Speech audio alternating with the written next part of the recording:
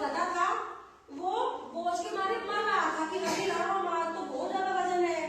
तो उसने अपने आप से कसम खाई कि मैं आगे से ऐसी कोई चतुराई नहीं करूंगा। गधे ने चतुराई की थी ना, उसने क्या चतुराई की, उसने सोचा कि पहले दिन नमक कम हो गया, नमक बैठने पर नमक पिघल गया और कम हो गया, तो आज भी बैठने पर और वजन हल्का हो जाएगा, जबकि वो नहीं हुआ, उल्टा हुआ। उसने चतुराई लगाई तभी तो बैठा वो, वरना उसकी पीठ में तो वैसे वजन नहीं था, रुई में वजन नहीं होता ना, सूखी रुई का बोरा था उसमें वजन नहीं था, लेकिन उसने चतुराई लगाई कि और वजन कम हो जाएगा। लेकिन हुआ क्या, उल्टा हुआ, उसका वजन तो बढ़ गया, उसके तो पीठ में दर्द होने लग गया और वह बोझ के मारे मरने लग गया, थक गया बिल्कुल।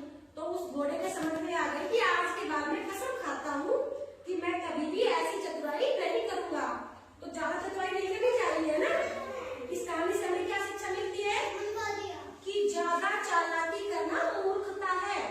क्या शिक्षा मिलती है इस कहानी से हमें कि जो भी बच्चा हो या चाहे कोई भी हो, किसी भी इंसान को ज्यादा चालाकी नहीं करनी चाहिए। ज्यादा चालाकी मूर्खता है। समझ में आई कहानी? सबके समझ में आई? अच्छी लगी कहानी आपको? अच्छी लगी ना? समझ में आ गई? कोई बच्चा सुना सकता है इस कहानी को? कोई बात नहीं सुना सकते तो बड़ी कहानी थी ना, ये समझ में आ गई ना? अच्छी लगी ना आप सबको ये कहानी? तो ठीक है, आज की कहानी हम